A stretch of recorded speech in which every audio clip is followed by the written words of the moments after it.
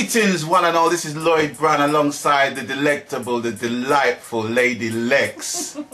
Going over her criminal years, her criminal past. You gotta go to the past episodes to figure out what I'm talking about. Yeah, her smile is hiding a lot of badness in this vlog series. But anyway, in our past episode we were talking about the whole maze experience. Lex being a part of an in-house production company that was literally just writing songs. I mean, just to give to Anita Baker and people like those, you know, as you do, like you go out to the shop to buy a newspaper, you know what I mean? Them kind of weird days. Like some of us don't get to experience things like that. But you know, she gets to do it in her mid-20s. Is that safe to say? Yeah, it's a blessing. Absolute blessing. But anyway, we're going to talk about an era that to a lot of people you are familiar with. And we're going to talk about the Petkins era. And before we go any further, I've got a message for Chris and you, but primarily for Chris. Now, how do I say this in the most polite of fashion? You got your phone on you. You see this? It's called a phone. The clue is when it rings, you pick it up and you answer it. I don't know where you put the phone on your person, whether you put it in your socks, or your brief, or in your shoes, or wherever. Chris, I'm begging you, brethren, when the phone rings, make sure it's somewhere near your hand. And furthermore, to put it to your ears. You're making my jaws ache now with laughter. Put it to your ears. That's how it works. I mean, Alexander Graham Bell would be rolling in his grave to know that someone that used his invention in the wrong way. Oh dear. You know what I'm saying? You see what I'm saying? Okay, that's all I've got to say. But we love you, Chris. Yeah, we do. And everybody loves you, Chris. We do, but you just don't know how to use a phone properly. We don't. You don't know how to use a phone, Chris, but we love you, Chris, Yeah. and that's all that matters. Yeah. that could be a song, you know? Yeah.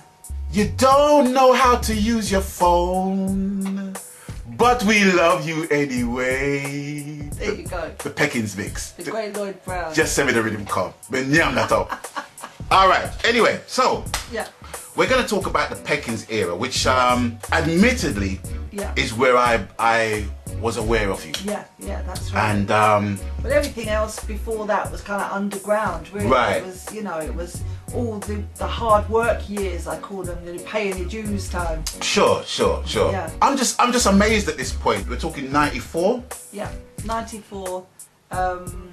That's when I got together with Patrick. Right. And it was just shortly after that I had to say I can't really go. The decisions in life was actually made for you. They were. You know? Yeah, indeed they were. And so I went through, I mean, they were still coming back and forward, so I still had the link with them. I still got the link now, but I'm still going, still going back and forward with them and seeing them, but I was really concentrating on raising my children.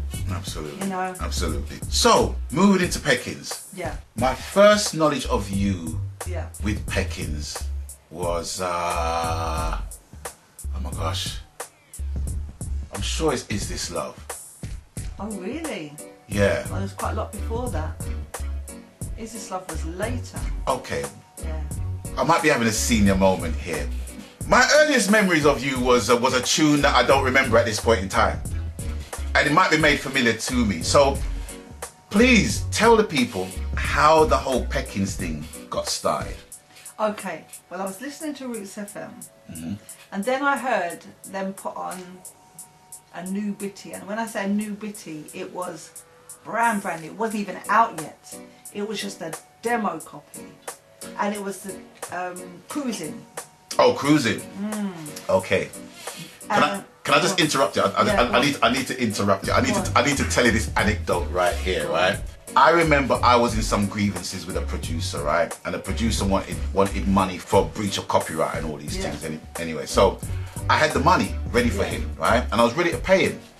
But he got a bit too fast and he basically called me, and it was on my birthday, right? That's not cool. And he said, yo, hey, I want my boom boom boom money. And I was talking to my girlfriend at the time. I says, can you just shout at the top of your voice, what can you see on the bedside cabinet? She said, money. I said, how much is it? around a couple of grand. It's alright. Who was that money for? What's his name? Such and such, blah, blah, blah, blah, blah. Just repeat that name. Blah, blah, blah, blah, blah. Okay, thank you, darling. Yeah, you can put my breakfast on the bed. Thank you. Next thing, you hear that? Well, you see, because you asked me in that way, you're not getting a single penny. Click.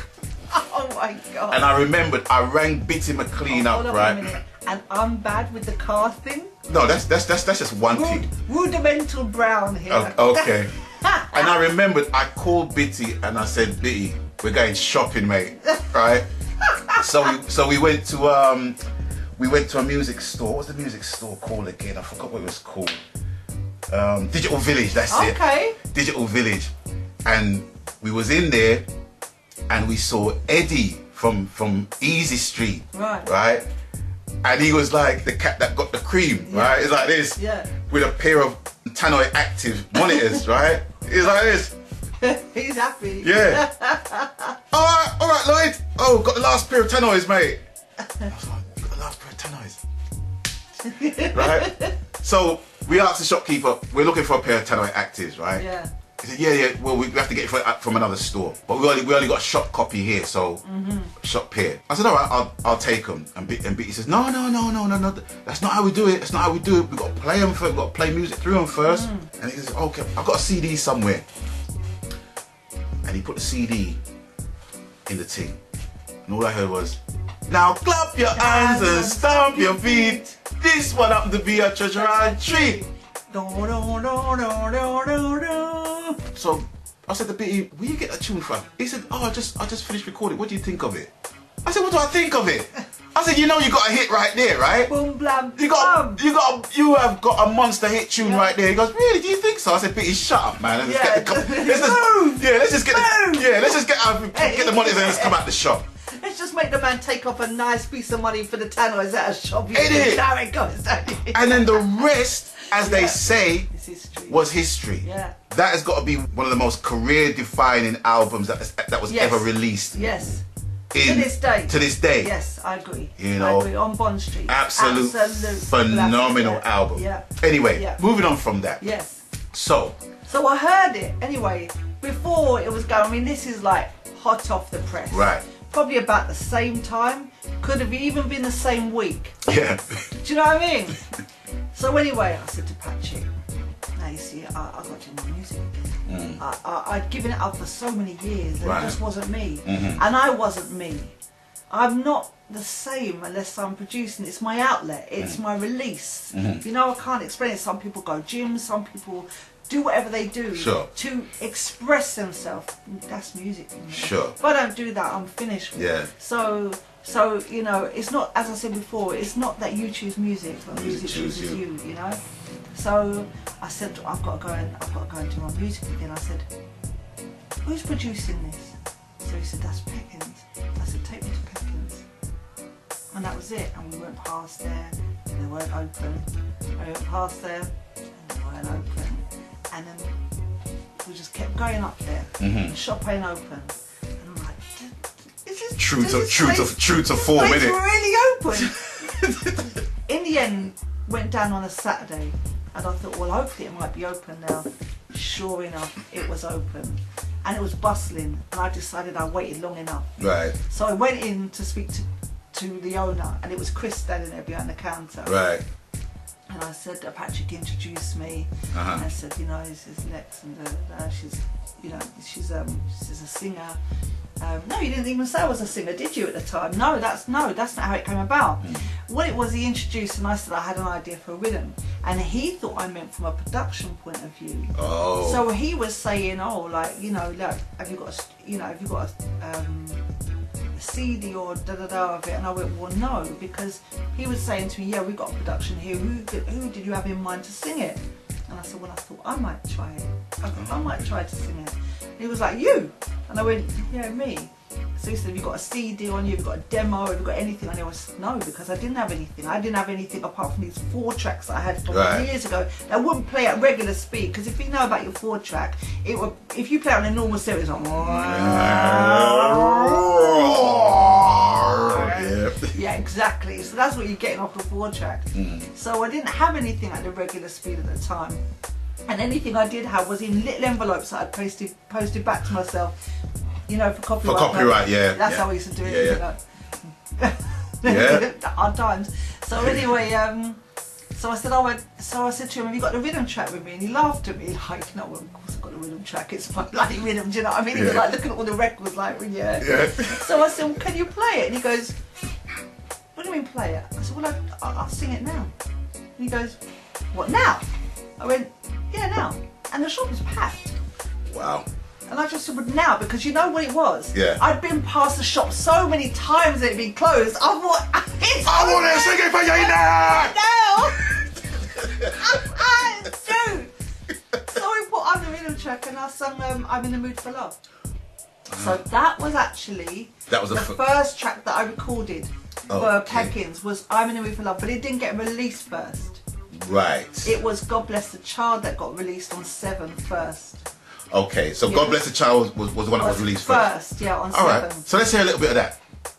Them that's got shall get, them that's not shall lose. So the Bible says, and it still is news. Your mama may have, and Papa may have, but God has blessed the child. There you go, that's what that was. The great classic from Billie Holiday. See, so the Billie Holiday theme was running. Always. Yeah. Always. And I have to say, without even meeting you at that point in time, but hearing you straight away, that was like, yeah, Billie Holiday, Billie Holiday, Billie Holiday, Billie Holiday. All day. Okay, so that was the first tune that got released. Yes. So what was the response to that? It was a fantastic response, actually. Okay. And you know what I really wanted? I didn't want anyone to know what I looked like, so I didn't want anyone to know me. I just wanted to know that I was good enough to be singing it, really. I know that sounds crazy. No. You know, I just wanted to know that it was being felt by people out there. I totally get that. I totally get that. You know, because yourself and Adele Harley, that came to my mind. And the funny thing is that listening to you was like Billie Holiday. Listening to Adele was like JC Lodge. I just heard JC Lodge all over. With your discography with Petkins, right? God Bless the Child was the first one, and it had a good response. What was Chris's response? Oh, he was a bit shocked. Okay. Yeah, he was a bit shocked, but he just said, right, that's it, you got to come and record. And I did, and do you know what it was? I just wanted to put out for me, I just wanted to put out one track that I was proud of before I turned 40. Right. Before, it was a kind of like, I just want to do it before I'm too old. Sure. Because I'd always given up music for what was the right thing to do. And I'd got to this age and I just thought, I just need to do this for myself now. Because, you know, I do consider that raising your children is very important. But I also do believe that it's really important for you to try and live your best life as well, because otherwise you just end up being bitter and twisted and have regrets. And that's not really nice, and I don't ever want to be that way. So for me, I just wanted to do this one track, and I wanted it to be authentic, and I wanted it to be undiluted. Right. And that was the thing for me, because I'd had my work ruined, in my opinion, by singing a song and then changing everything up underneath it, and then I was signed into a contract, so I had no choice but to sing it. Right. I then became able to do what I wanted to do with Maze, but then for me, I just, you know, reggae for me was like a first love. It's interesting you actually recalling the journey that you have made up to this point, because everything within its own entity created a learning process for you. Yes. In that journey. So by the time you recorded that song with Peckins, it was like, okay, I know what I want to do now. Yeah, that's right. With everything that I've done and you know the opportunities that are more or less. Well, yeah, opportunities that I allowed to go. I allowed to go. Because I could have gone. I could have gone, and we might even be sitting here now. We just don't know. But I wasn't supposed to. Clearly. Right. I wasn't supposed to go, and I don't regret that decision. Well, it's. No, real. Yeah. No. So with that, we are going to close off this chapter, and we're going to get into the Peckins thing fully on the next chapter. So with that, we're going to bid you adieu for now. So people, stay blessed. We're out of here. We're gone. We gone. Bring. Abstain from foolishness.